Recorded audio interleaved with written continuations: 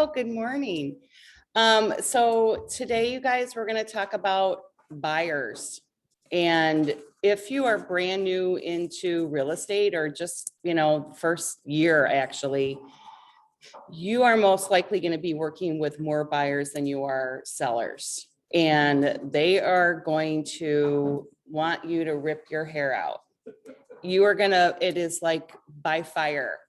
You're going to see everything and anything. And I swear to God, I don't know why, but when you're new, every new agent on our team or any new agent in productivity gets the most bizarre scenarios I have ever heard of, including myself when I started. It's like, where is this coming from? Like, what is going on? I don't know why that happens. It is so interesting. I think it's just another topic, but so you're going to work with a lot of buyers. And how are you going to find these buyers? It's either going to be a lead from yourself, from your sphere. It's going to be, on our team, we have an inside sales agent, and we're given leads on a rotation. You could pick somebody up in an open house. I mean, who knows? Okay, so you have a buyer. How do you make them your buyer? How do you make sure that they're going to stick with you and not just go look at one place with you and then call somebody else and look at something else? Which, believe me, happened to me when I first started out. I didn't actually, it sounds ridiculous, but I didn't want to come across as a salesperson. So I was almost a little nervous about making sure that they were going to work with me solely. But after I got burned a few times, probably more than a few times, I realized that I am not going to be spending time with anyone that isn't wanting to secure a buyer agency agreement with me. Because when you walk into this office, like I did, I'm sure more than once, and look at who's in the closing table, it happened to me. And I'm thinking, oh my God, I actually showed them houses about a year ago, and here they're closing with someone else. Very interesting. So let's talk about when you get that buyer, however you got that buyer, and they said, yeah, we want to go and look at 123 Main Street. Are you available? Yes, I'm available. However, I want to meet with you in person first. So when it was the pandemic, I could give them two options. We can do it via Zoom, or we can meet in person and mask up, whatever you guys would like. And that was kind of my stipulation. It is my stipulation, a face-to-face. The ones that I actually sit down with face-to-face prior to showing houses are the ones that I get under contract. For me, I think it's a mental thing. I have to make sure, and I'm not necessarily saying they're signing by your agency when they sit down with me. I'm not shoving that in their face. I am giving them a lot of information, and I want them to know that I am the expert, whether I just started or if it was 7 years from there. I am your expert. I'm your go-to person, and here's why. So I'm just going to get my buyer agency folder. And gosh, I wish I could have videotaped this. This is a real for real thing that happened. 2 years ago, I met somebody at an open house. It was like a $230,000, $250 house in Whitefish Bay. And we talked, and he's like, I'm from Horicon. I said, I have a family member that lives in Horicon. Oh my gosh, I know her, which never happens to me because I don't have any family here. It was just like that one distant cousin. And we exchanged information. I never heard from him again. 2 years later, AKA last week, he reached out to me and he said, hey, Janine, we met in an open house 2 years ago. I'm now renting an apartment with my wife in Whitefish Bay, and we're seriously looking for a house. Wow. Okay, that stuff is actually going to happen to you guys. I'm going to put somebody on mute because I don't know. Hold on. Oh, it's. Hey, Zer, could you go on mute? Okay. So he is the one that said, I would like to have a sit down with you before I even had the opportunity. So bingo, I know this guy is 100% serious. So what did I have prepared for him when he came into my office? I have a folder, whatever you want to do. And basically I have a blank page in my folder and I am getting information from him. I want my client, whether it's a buyer or a seller, to do 90% of the talking, which is really hard for a lot of us to do, especially for in sales, but they want to be heard. So I'll ask him questions. So have you been pre-approved? That's my first number one question. Have you seen a mortgage lender? No. Okay, great. We'll circle back to that. That's going to be our number one priority. Number two, what areas are you looking in? And I love that part. I want to look in Waukesha. I want to look in Whitefish Bay, Franklin. And it's like, oh my gosh, like all over the board. Okay. So I'm writing all of this down. What type of house are you looking for? What are your must-haves? What do you have to have? This is a really funny exercise. That's why I put it in there in a folder for myself, because when they close, I would say 70% of them, nothing on, I mean, most of their must-haves aren't even what they ended up purchasing. So funny. It's just, but you want to, have that conversation. Write all that down. If they haven't been pre-approved, what price range do you think you would feel most comfortable in? And if they have been pre-approved, all right, let's talk about that price range. I used to bring my laptop out with me and I would pull up MLS and kind of go. I don't do that any longer because then I can feel the disengagement already. So I kind of leave the technology part out of it in the first meeting. I want this to be a human experience, not, oh, did you see that? Oh, because then they're relying on the technology and not you as an expert. I find out all about them. Tell me about yourself. What your family's like. Do you have family here? What do you do for a living? What are your hobbies? I want to know everything. I want to know who their animals are, if they have a dog. I am writing everything I possibly can, like what restaurants they go to. I mean, I'm diving deep because I want a connection. That is how you're going to sell real estate, is through human connection. So I get all of that and I'll say, great. I am so excited to have the opportunity to work for you. And this is how I work. Bam. This is how I work. And immediately they are paying attention to you. Yeah. When it comes to what they're pre-approved for, it's sometimes not what they're comfortable actually paying for, right? So do you get conversations? Oh, yeah. So the question was, and that's a discussion we have, just because you're approved up to 400,000 doesn't mean that they're wanting to go that high. And especially in this market, it's going to go way over 400,000. So I'll say, oh, you have a pre-approval for 400,000. What is your comfort zone, reality comfort zone? And some people are super embarrassed to say, I was a pre-approved up to 300, but I honestly don't want to go over 2. Kudos to them. They want to have a life. They don't want to feel the strain. Or maybe if one of them decides to stay at home, they don't have to rely on both of their income. So I have that conversation. So I get the whole information down and then I go into, so I want to tell you how I work. Everyone I work with is a client, not a customer. And so there are contracts that actually turn a customer into a client, and that's the buyer agency agreement. And I literally shared that with them. And I said, I don't want you to freak out or get nervous about this.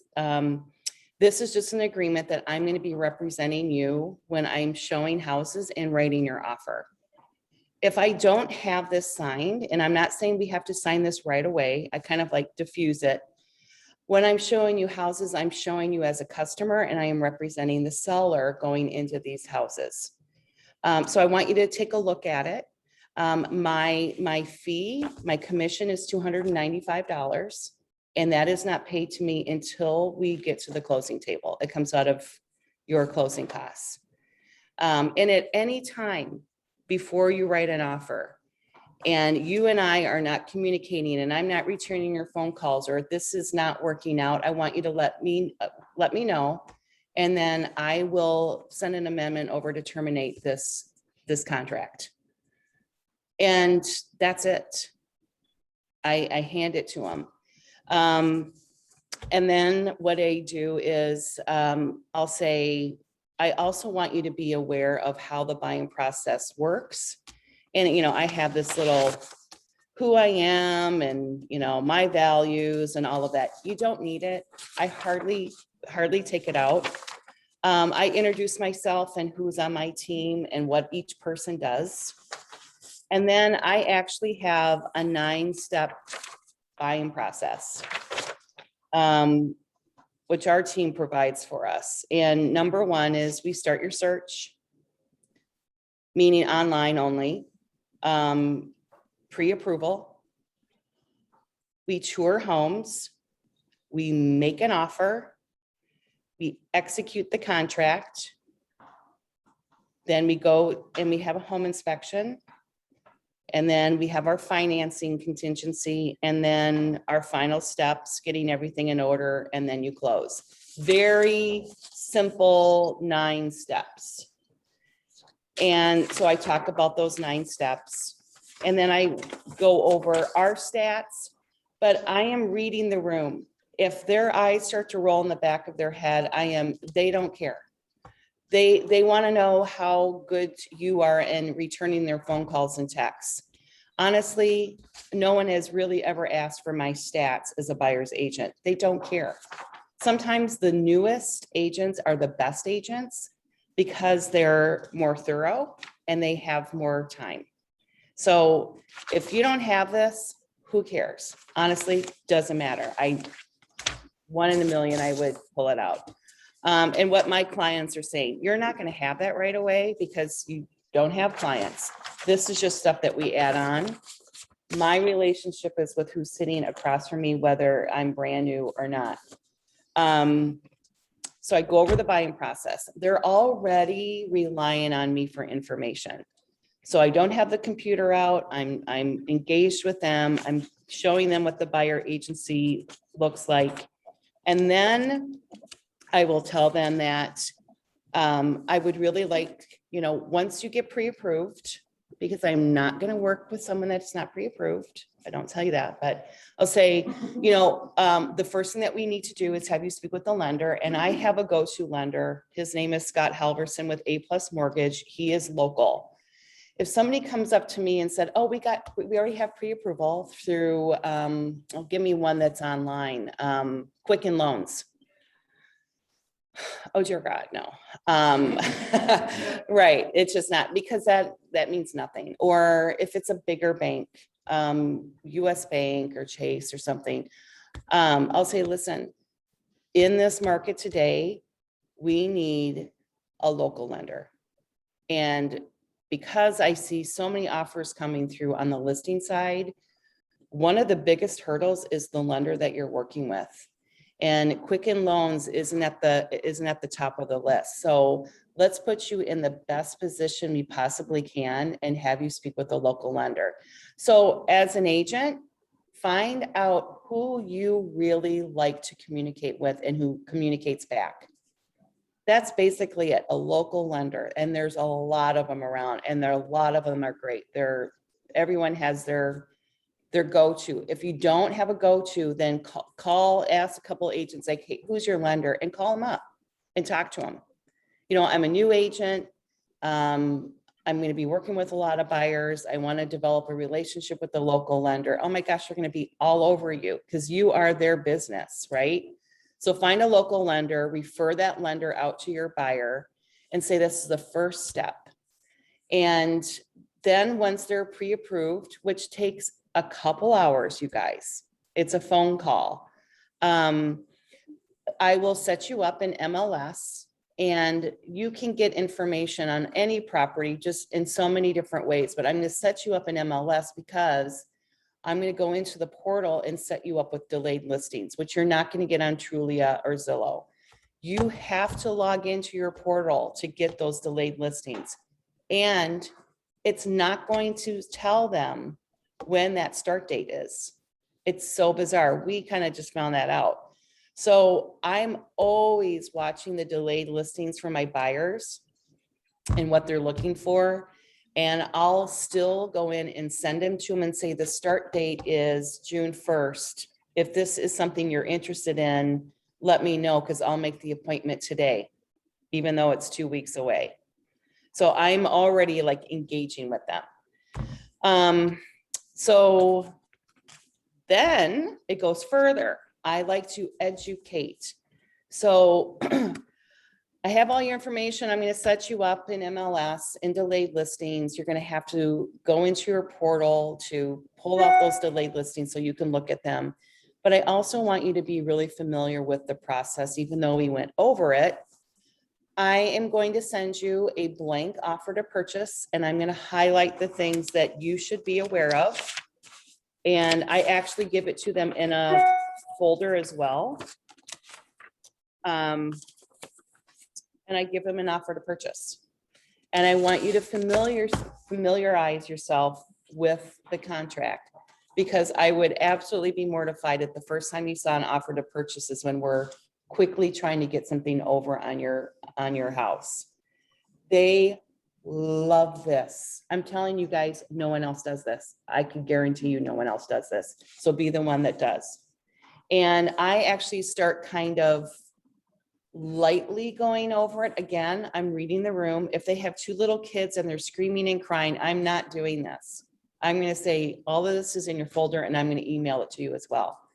And another thing that I do is I get a home inspection report, and I cross out, black everything out with any identity to the house. The address, everything. Actually, I use my own personal house because it's got a shit show. And I crossed everything out so they would have no idea. It wasn't an exterior picture. Everything was gone. And I'll say, this is what you are most likely going to see when you purchase a house. And it is going to be scary. And I want you to take a look at things that typically come up on a home inspection. And I'll say, you know, when we go through this process, especially now, don't expect that we're going to get an accepted offer on our first bat. And you may get discouraged. And this is going to be a marathon, not a race. And we're going to talk about competitive offers in a little bit. But I'm here with you throughout this entire process. I will be your point of contact. I will hold your hand. We can do this together. When you get to the point of the home inspection, I want you to remember that you're most likely going to fall out of love with this house or condo. It happens. It's like, oh my gosh, I have to have it. I got it. I have the home inspection. I don't want it. That is a typical buyer mentality. I've had it myself. You second guess your choice. You want out of it. That is normal. And I am here to facilitate that transaction for you so we can just keep our wits about us. And I want you to know that we're looking for safety hazards and defects on a home inspection. And that's what we're concerned about. So in a way, I guess I don't want to scare them, but I want them to understand this is the process and that I am going to be the professional and the person that they can lean on. I want them to feel like I'm in very good hands with the person that's sitting across the table from me. They're not going to get that from anyone else.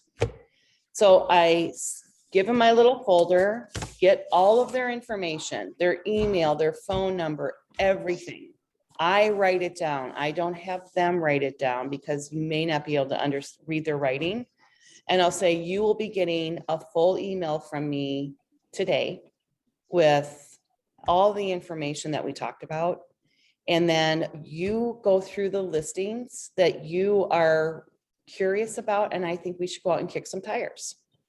And if they have properties all over the board, like all these different areas, I'll say, you know what, I think we should do like a 2-hour, get in your car and marathon it. And we're not going to stay in these houses long. We're literally going to go maybe to 5 or 6 houses, maybe 2 hours. And I mean, 15 minutes in the house, if that, and we're going to go through them quickly. I want you to get an idea of the area and the house. Period. They love that. They love that. And if they haven't signed buyer agency by then, I bring it with me. And if they start asking me questions about the property, I'll say, you guys, remember, you're a customer. I need for you to sign this legally. You know, that's it. I don't want you to be signing buyer agency when I'm writing an offer for you. It's not how I work. And it's not to, you know, to pull you in, but legally, I need for you to sign this. I really make it not a big deal, and it's never been a big deal. If they don't want to sign buyer agency with you, it could be because they already signed it with somebody else. Is there a way to get that out of them before you're driving around all these? Yeah, I mean, if they aren't signing buyer agency, then I flat out ask them, you know, I want to make sure that you're not in agreement with someone else, because I could actually sell you a house and get to the closing table, and that other agent could take the commission. I don't work for free. So what if they sign buyer agency with another agent, but they aren't happy with them whatsoever? So they just start fishing around or shopping for other agents? Yes, that's happened to me. So the question was for you out there, what happens if, and this is exactly what happened. I met somebody in an open house. We connected. I don't ever chase anyone down. So they reached out to me about 6 months later, and they said, Janine, we met you at this open house, and we were working with another agent, and we had buyer agency.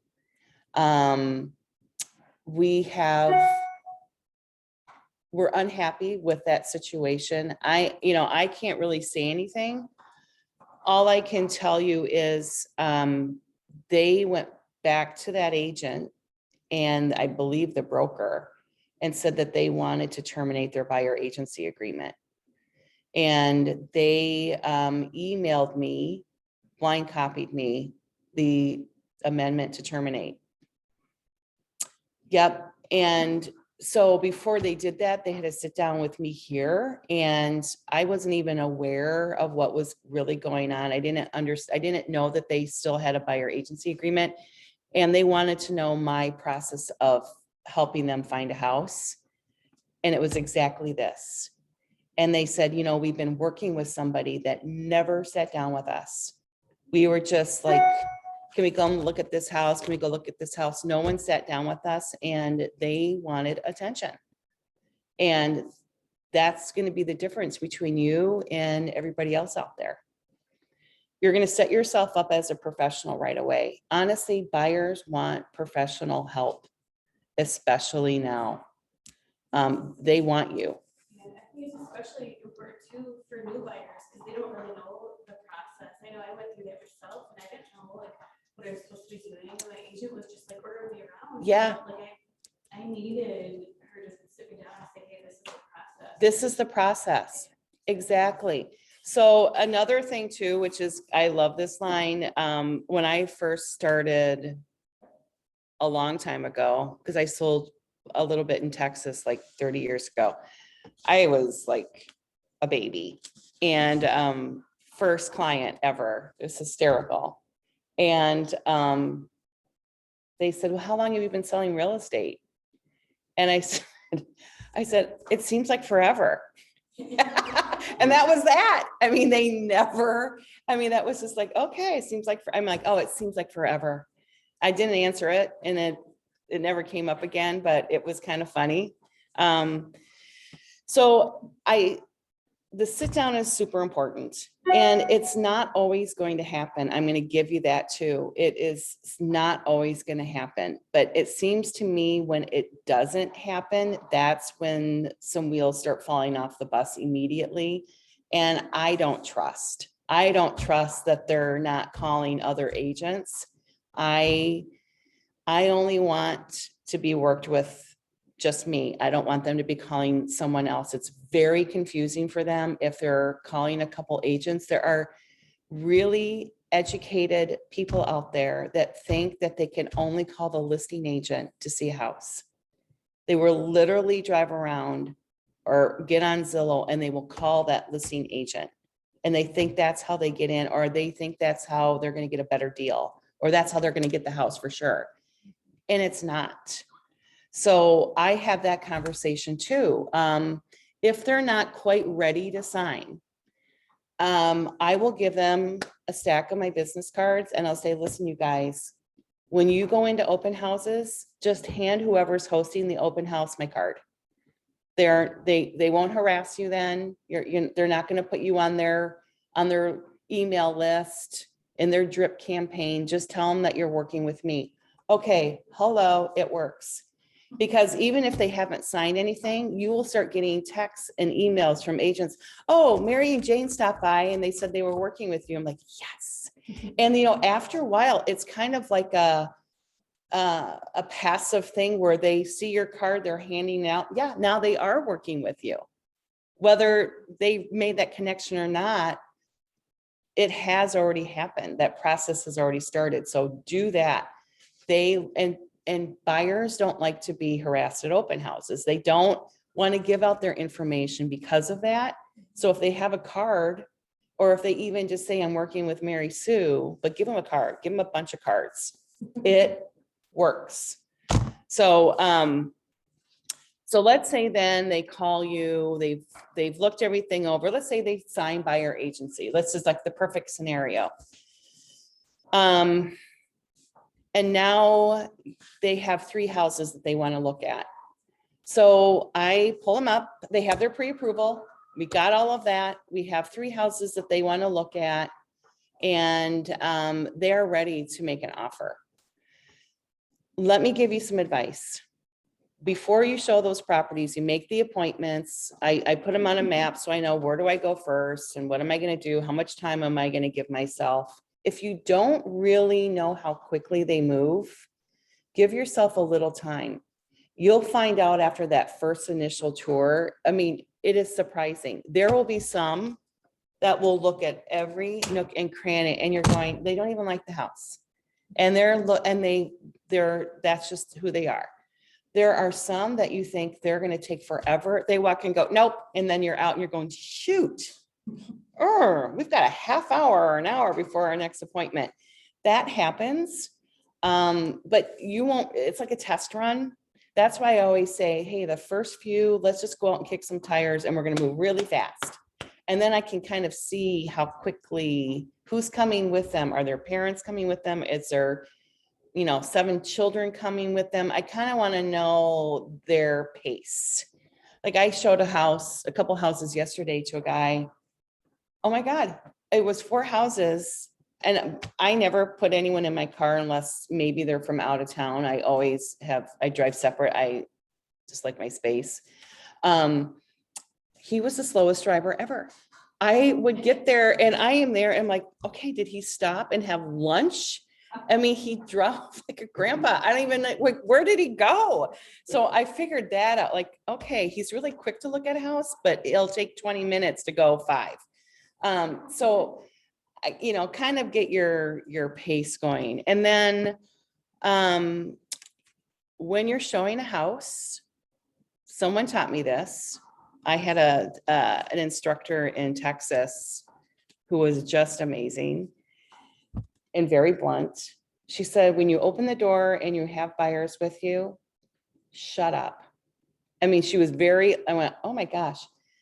Don't start commenting on the house. Don't point out the features right away.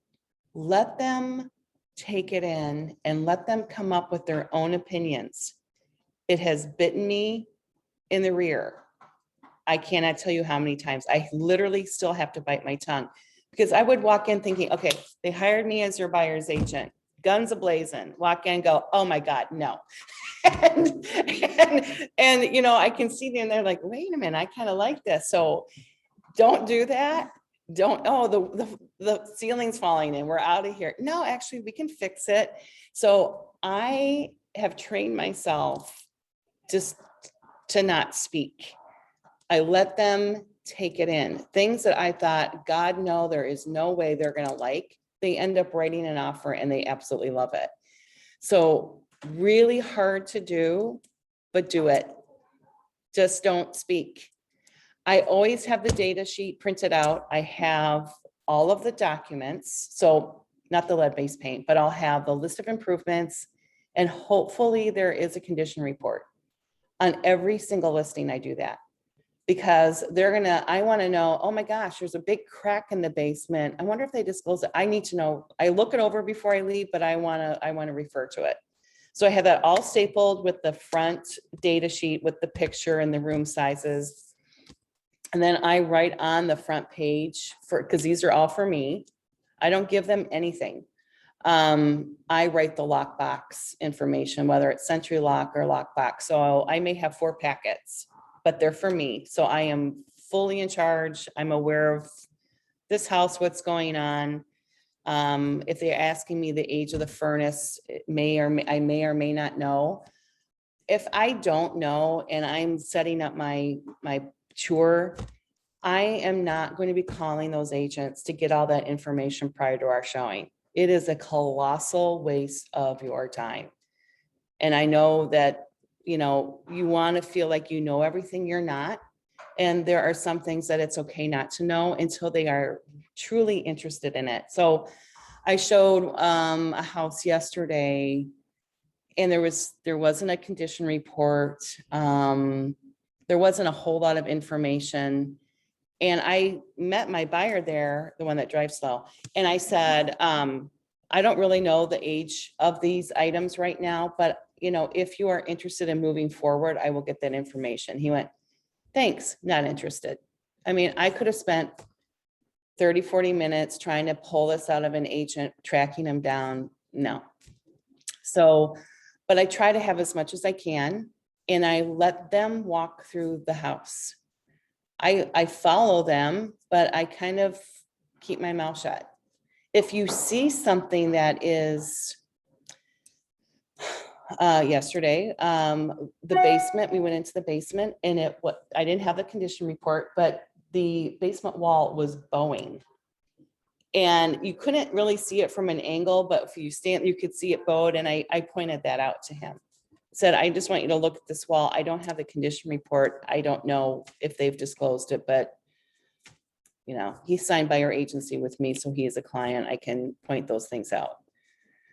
And then after we walk out of the house, I'll say, what did you like about it? What didn't you like about it? And from a scale of 1 to 3, where does this fall for you?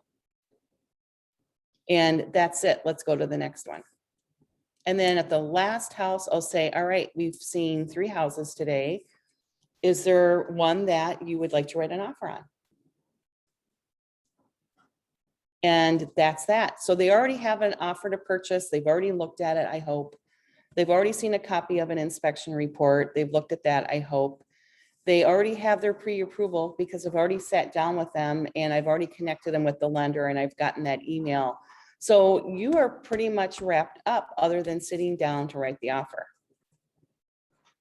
And that process is so easy then. If you do all of that work up front with that buyer, it is going to be so much smoother going down the road and wondering if they're going to sign by your agency with you, what you can and cannot say. Gee, have they spoken to a lender? I'm not even sure. You guys don't waste your time. Don't waste your time. They're going to find somebody that is going to sit them down and have a professional conversation. And if they are unwilling to do that, in my opinion, they are not buyers. And they're going to go back to you because it's happened to me where they're not willing to come and sit down because they probably were not ready to buy. And like this guy, 2 years later, he connected with me. I could have spent 2 years wasting my time. So you'll get the reputation that you mean business and that you're the expert, and that's all you want, you know, because you do not work for free. I don't think. What issues, what roadblocks, what has come up for you that you've noticed that you need help on? How do you get, I have a buyer who FaceTimes the family and, you know, we have to show them all around. And so I have learned to give her more time. But then do we really have to look at every pipe in the basement? How do you like wrangle those people in? Yeah, I have worked with people like that. They're first-time home buyers and mommy and daddy want to be a part of it, which is amazing. So I love this. I will sit down with that buyer and say, you know what? Let's save the FaceTime after we have walked through the house together and see if this is even something that you really love. You know what? Because it's, we have so many things to see and talk about. So let's walk through it together. And if it's something that you feel is a 3, then let's FaceTime. If not, let's just send your parents the photos online. I mean, you have to be a little, I'm going to say abrupt, but you need to take control of it.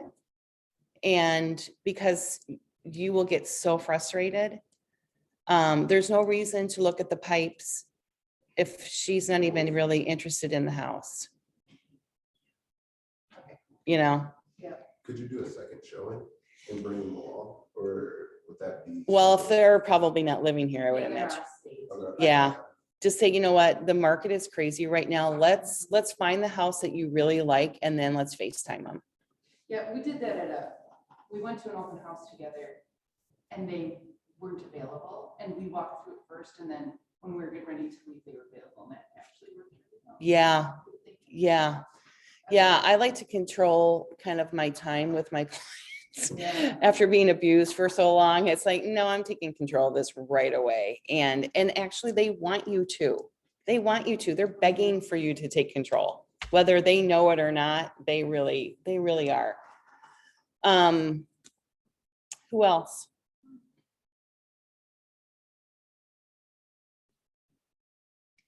I have a question on your consult.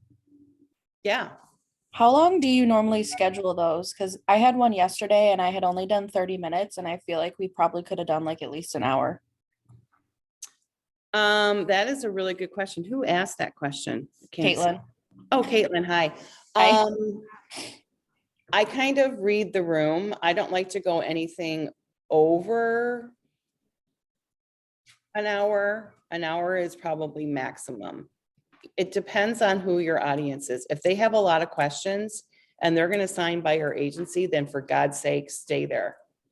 You know, it's kind of like going on a listing appointment. You have to pick up on their personality.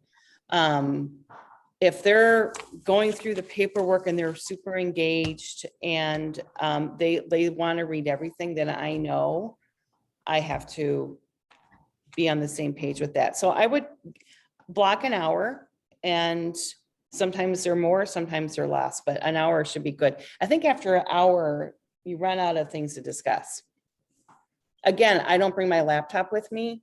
It's a face-to-face. So maybe bringing the laptop encourages a lengthier appointment, but honestly, I'm not interested in that unless they have a pre-approval buyer agency sign, because I could be networking and lead generating and not hoping that someone's going to be working with me. Good question. Who else? How many people have worked with the buyer and you lost touch with them and you don't know what happened? Without agency? Or Without agency. I have people from open houses, you know, get like an initial response within like the first week. go to touch them again, down the road, maybe a response here and there. But I guess that more so there, like, set up a showing or, a meeting, not necessarily a showing, excuse me, a meeting after the open house, after you make that, correspondence, if you will, and then kind of lose touch is like, oh, actually, down the road, we'll be looking to buy, and then that disconnect kind of happens there, even with like touch-ups. Not necessarily, people that I've shown houses to, but more so like open houses corresponding, like losing touch. Okay, so open house correspondence, losing touch. Somebody else raised their hand out there that they have lost a buyer. I mean, I have, okay. So Keith, can you talk about how that occurred and what that was like?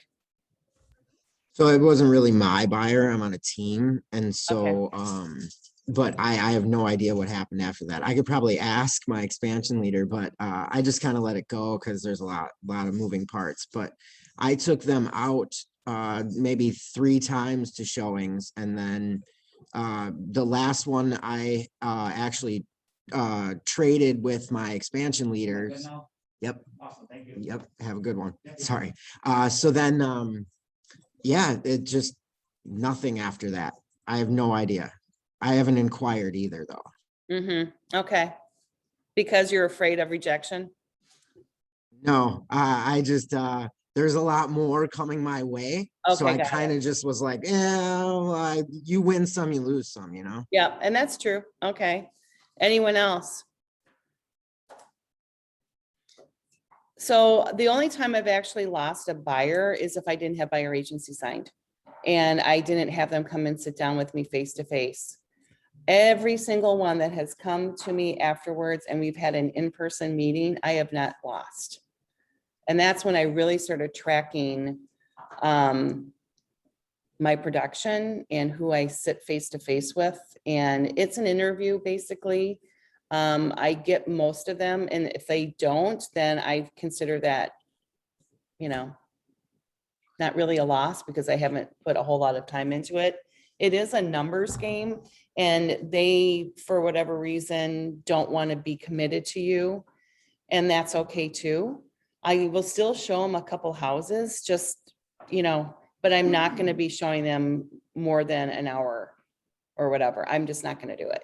I'm just not going to do it. I used to, I'm not going to do it. It's never been a win-win for me. So I think the longer that you have sold houses and you've worked with buyers, you realize they take a ton of your time, and it's very exciting, but you want to make sure that you're going to get paid.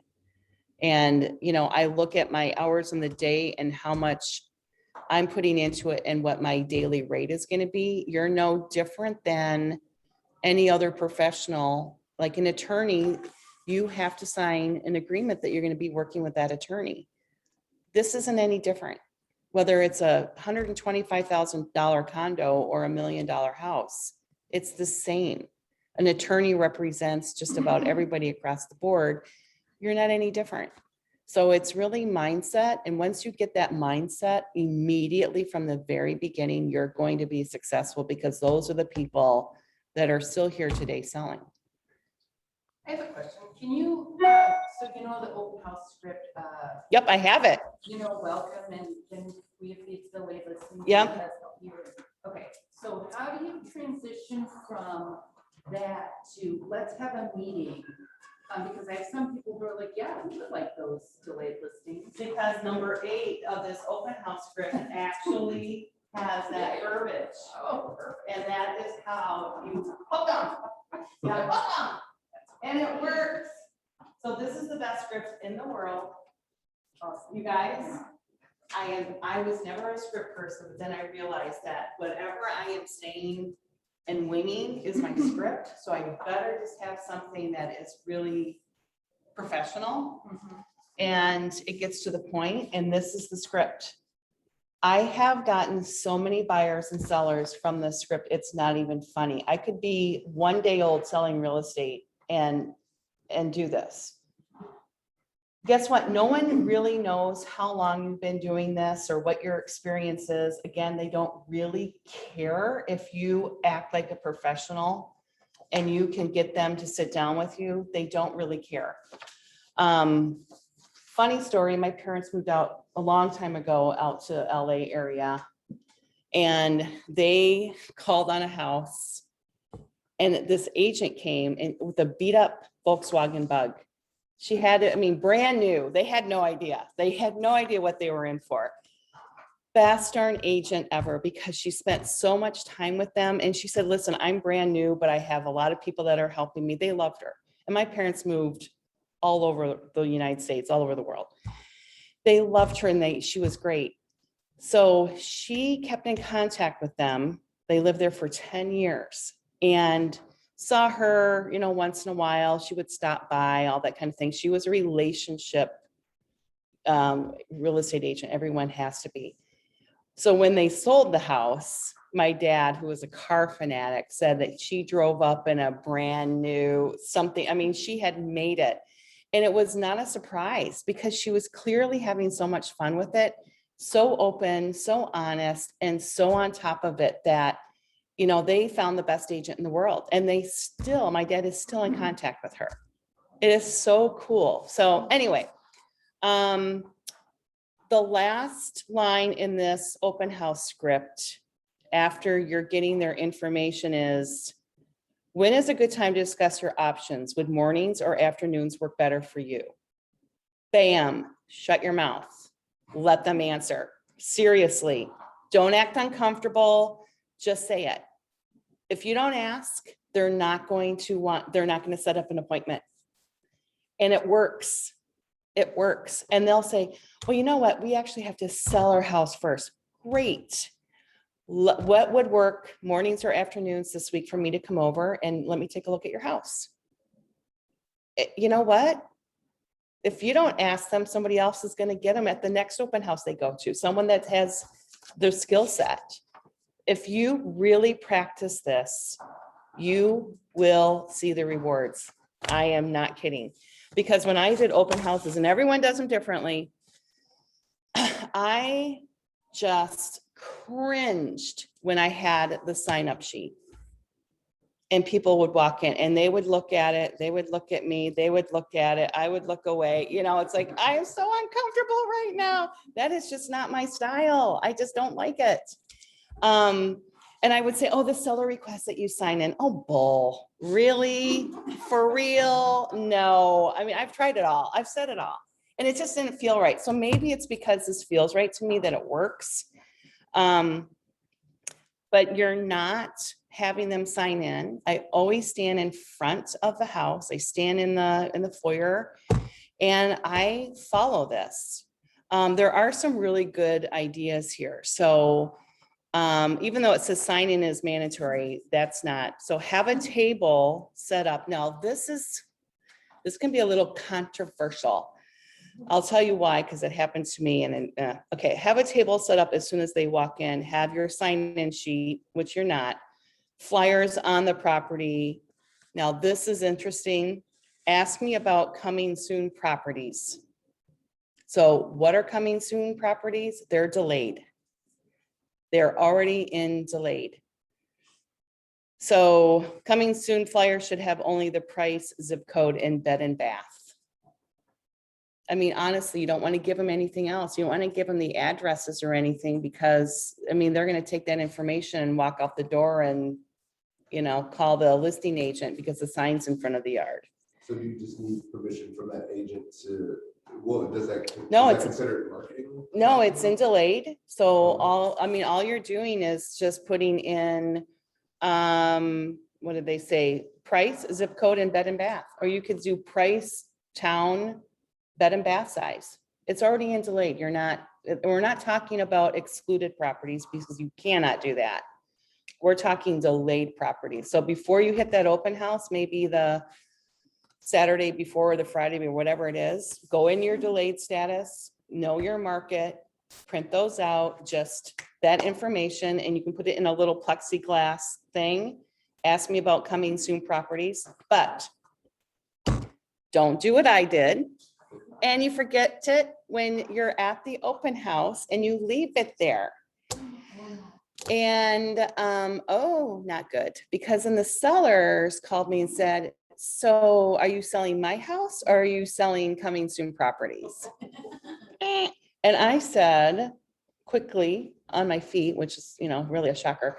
I said, if it isn't a fit for them, then I want them to know about other properties. But obviously, if it's a fit, they're going to be writing on your house. So I also want to be able to engage with them in case they decide they want to come back. It's just another way for me to engage with them. But so make sure you take all that with you. Don't leave it there like I did. And so when they come in the house, you'll say, would you like a guided tour or would you prefer to look around by yourself? You get your response. You don't want to give a guided tour. So if they say, actually, could you give me a tour? My response is, as much as I would actually love to, I probably should stand in the foyer, because I've had one or two just to be smarties. And they were like, yeah, give me a guided tour. No. And then I'll say, would you be offended if I asked you for your feedback before you leave? And if no one is going to say, yes, I would be offended, they're going to say, sure.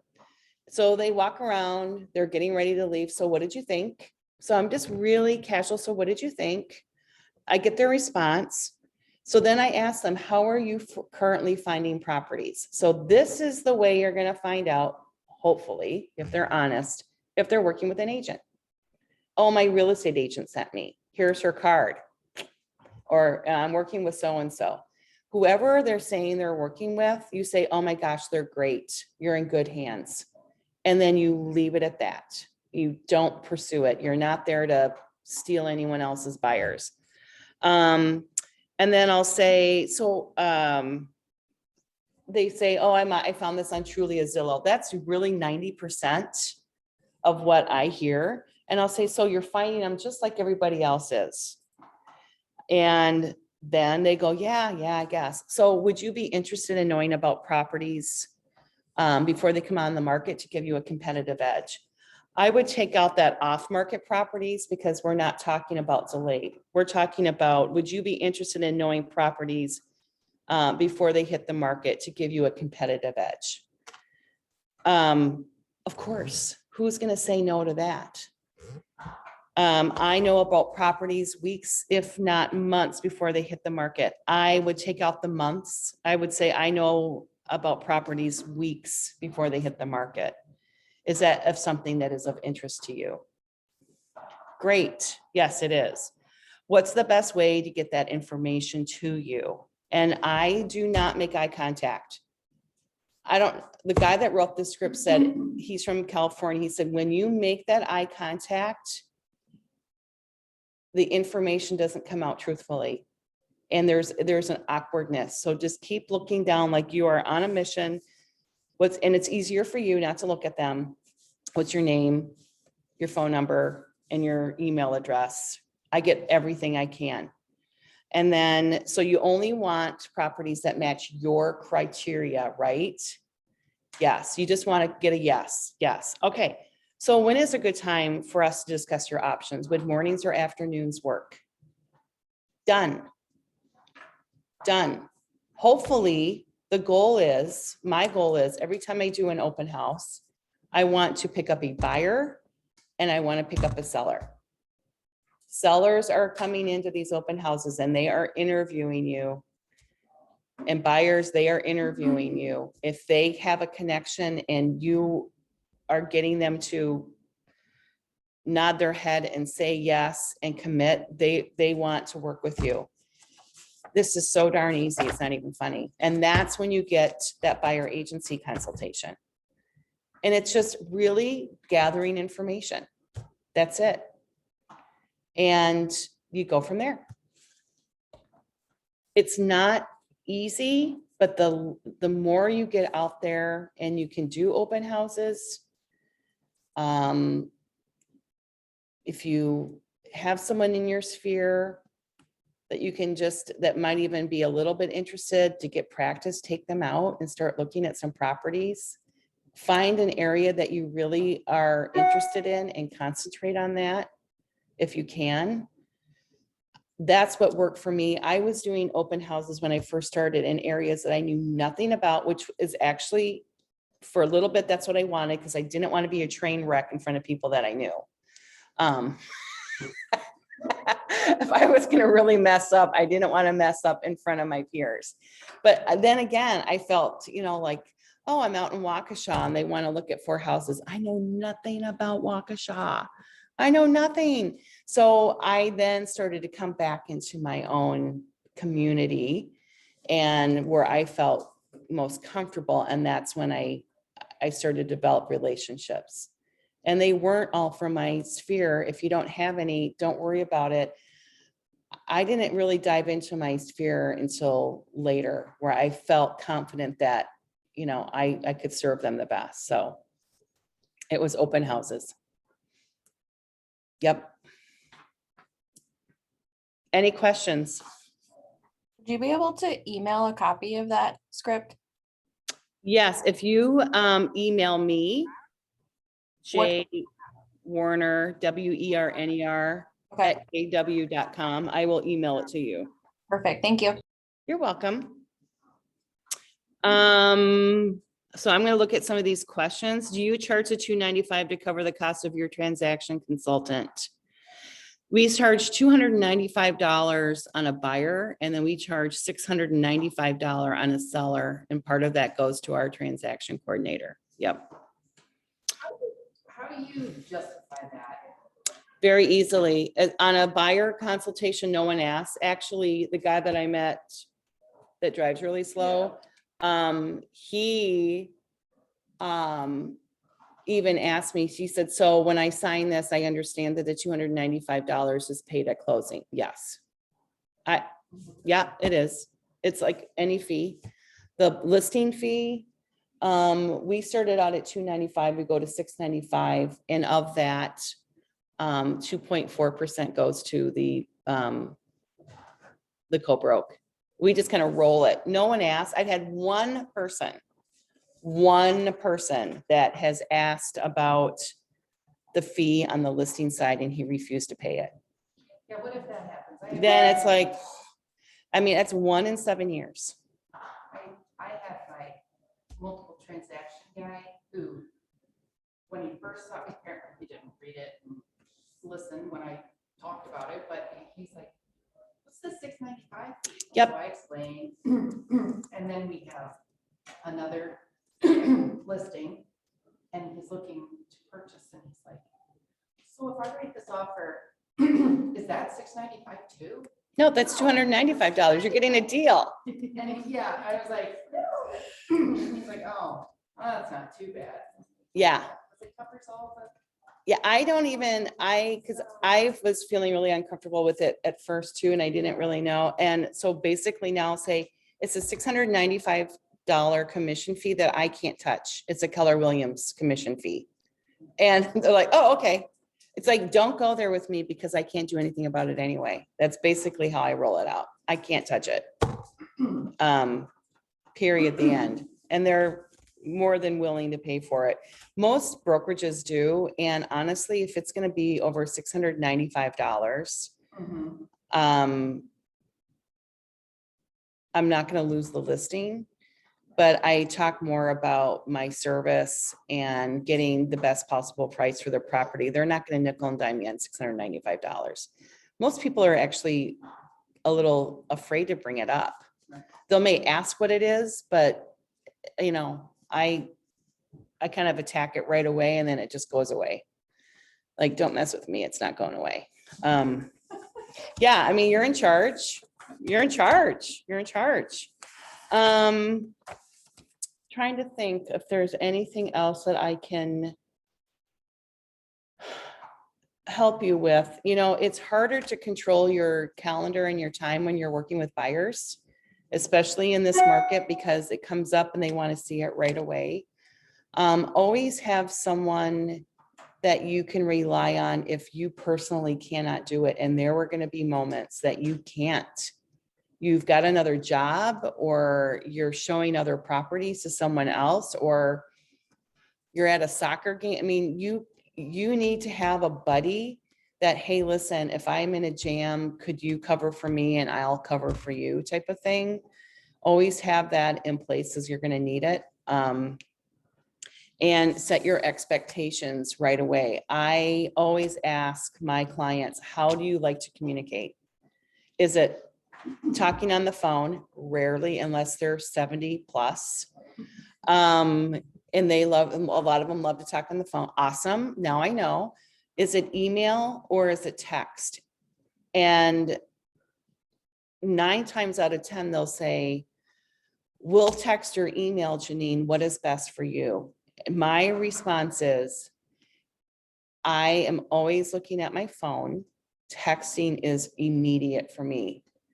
That's what I'm going to see first before I dive into my email. So if there's something that pops up that you want to see, text me and I will check my availability and yours. But I never say, okay, I can get there right away. I'm always going to be there. Don't do that, because the first time that you can't, then you've already under delivered and you don't want to over promise. So expectations are huge. I'm always checking my phone, but if it is a 411 after a certain period of time at the end of the day, my first reaction is to respond, whether it's an email or a text. It's harder not to respond if it's on a text, because it's like, oh God, it's like right in front of you. But if it's a 411 on an email, and text, if it can wait until the next business morning, then wait. I know that sounds crazy, but as soon as you open up that Pandora's box, they've got you. And again, is an attorney going to be answering these 411s at 9 o'clock at night? The answer is absolutely not. So, make sure you're responsive during the day. If you're going to be gone for a day or an afternoon, you're doing something with your family, put it on your voicemail. I will be unavailable Saturday, May 23rd from 1 till 5 p.m. I will be checking my voicemail, emails, and texts after that period of time. So then it's out there, they know, and put it on your email. Just communicate, and that's going to be well respected. But not to return someone's phone call or email or text and they're trying to get a hold of you is not okay. So set your expectations. And if you have someone that you're working with, then leave their phone number on there and say, in the case, if you need my immediate attention, please call so-and-so at this phone number. How long was it until you got your first buyer and seller? Oh my gosh, my first buyer, probably 3 months. They called off a sign. I answered it. My name writer was on it, so I must have had a listing. And I had never sold anything in my life. And it was 2 guys, and they called me because one of their mother's name was Janine and spelled the same way. And it was in the middle of a snowstorm, and they wanted to look at a house in Tosa. And I drove out there, and I had like an accordion file in my back of my car with all the documents, just, anyway, I get there and we were looking at it, and I didn't really even know Tosa that well. And they went, let's write an offer. I'm like, oh shit. Oh my God. Like, are you kidding me? And so they said, can we meet at the coffee shop around the corner? And I said, sure. Actually, I have another appointment. Lie. I will meet you there in an hour. So I literally pulled all the documents that I needed because they wanted to write it right then and there. And I didn't have a laptop with me because I didn't have it with me. And neither did they. So I brought all the documents in, and we went through that offer to purchase. And it was scary. I think I probably went to the bathroom a few times and called Jay, on line 4, what I put, line 18, what should I do? And I'm sure they had no idea. And they got the house. And that was like oh my God, I can't believe it. I realized then how unprepared I was to write an offer. I thought I knew it, but under the gun, when you are in a time crunch and you haven't written an offer or feel comfortable with it, it takes the fun out of your job so quickly. Gail, am I speaking the truth? Yeah, it's like the sweat, the panic. It's like, I have 1 hour to get this in. I have like, what form, what do I do? Well, so familiarize yourself with the offer to purchase, the condition report, the addendum S, the addendum A. Know what to do. If you don't have copies, go and ask agents, can I have 3 or 4 offer to purchases that you've written and executed and have sold so I can have it in my file? I need something to compare or look at. There's nothing wrong with that. Get a bunch of blank ones and start writing offers. Start writing offers all day long. You should be doing at least 1 or 2 a day until you really feel comfortable doing it. And even then you may feel uncomfortable. Because if you leave something out of that offer and you're in a competitive situation and that agent has to call you, because that happened to me where an agent left out a couple of exclusions and it was sloppy. It wasn't sloppy. It was just, she forgot. I said, this is going to impact your offer. And I have 4 offers here. Oh God, let me send it back over and sign, but that could have blown the deal. So make sure you have everything that you need, that you check addendum S, that you're waiving the lead-based paint testing, because I see that all the time. They don't check it. What does that mean? Now you have to call them. So really feel comfortable with that full offer to purchase, as your buyers should feel really comfortable when they have it in their folder, so that it won't be the first time. You don't want it to be their first time and your first time. That's crazy. And that happened to me. So I'm just telling you, anything that's happened to me, I will share with you. So I think that's it for today. What I'd like to do is, for those of you that are not in class, I have a whole calendar of the next 14 weeks of productivity and what they're going to be and what's the topic. Hold on, let me go get it so I can read it to you.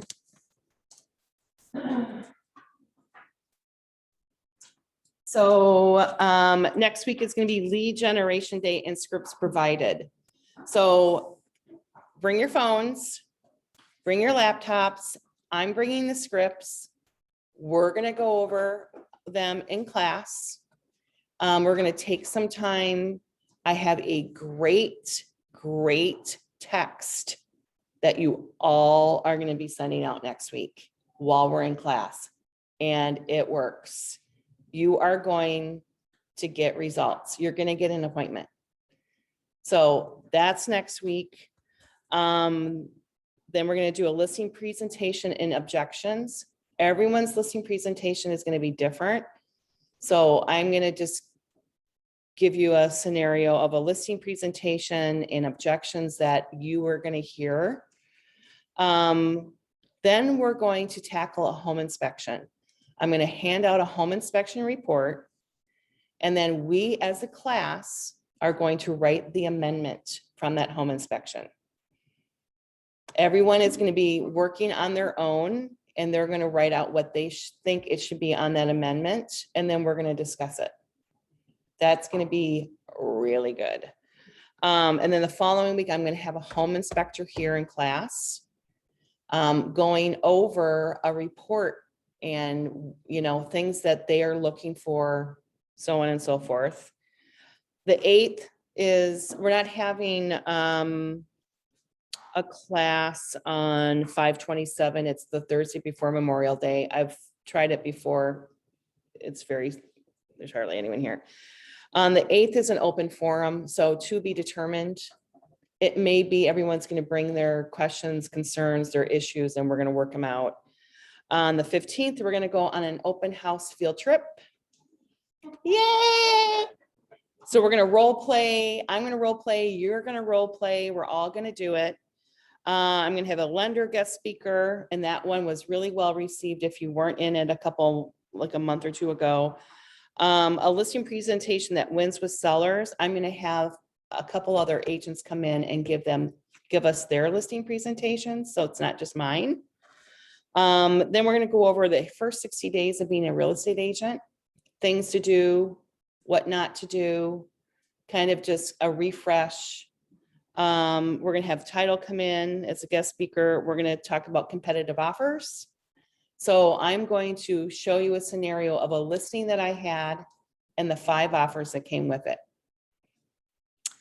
Then we're going to have a panel of productivity graduates, people that have gone through the program and are super successful, meaning super successful is what they determine is success.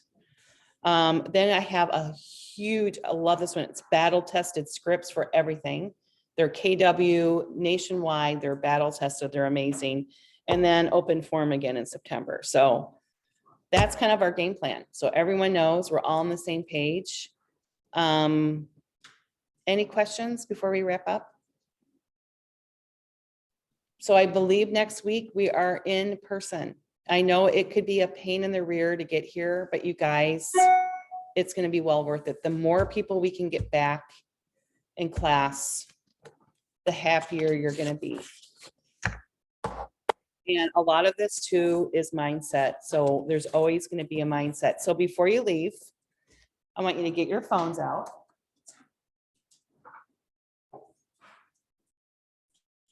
Everyone get your phones out. I want you to reach out to someone in your sphere that you think would be a good bird dog for you. So think about it. Could be your best friend, could be a neighbor, who cares, whoever, give it some thought. And I want you, it could be 1 or 2 people. I want you to text that person and make a coffee date. And it'll be really good for your soul too, to get out and have some coffee with somebody. So I'm going to do it.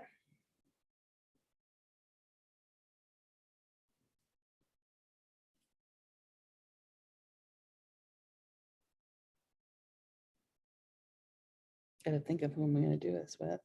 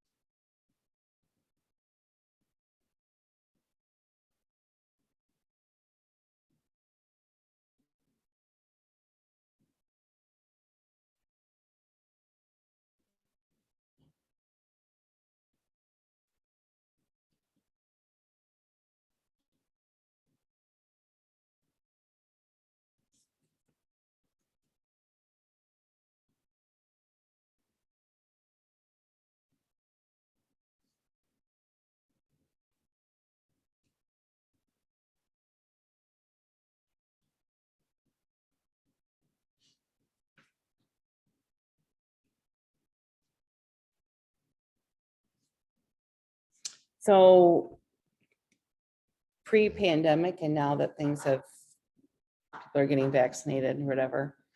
I used to do this twice a week. I would meet someone for coffee or lunch. I mean, I like to have fun. Who doesn't? But it also engages conversation. So your coffee or your lunch is going to be great, but you have to remember it's going to be a little bit about business.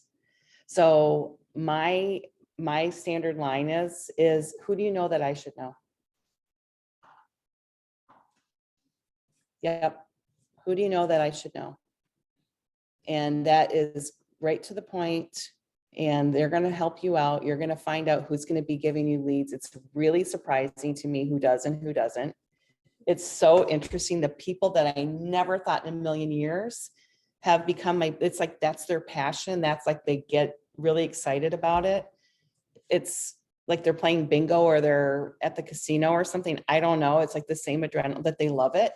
And the people that you know have all these connections are just not doing it. So I'm going to the ones that I am getting the information, but I genuinely like to be with them and spend time with them. And who do you know that I should know, and talk 15, 20 minutes about real estate and then catch up with them. I have now gotten in the habit where I've gone to Target and I'll get like 15, 20, $10 gift cards. And anytime I get a call, and it's not going to happen right away, you guys, don't think this is just like, boom, it's going to happen, because it's not. But have the format in place. If someone's like, oh, I got your name from Kelly, your old neighbor. Oh my gosh. So what do? I get a $10 gift card. I write Kelly a note. Thank you so much for referring me to blah, blah, blah. I will, she's in great hands. I really appreciate it. And it's a $10 gift card. Not everyone likes Starbucks, you know, but Target, who doesn't like Target, can always use it there.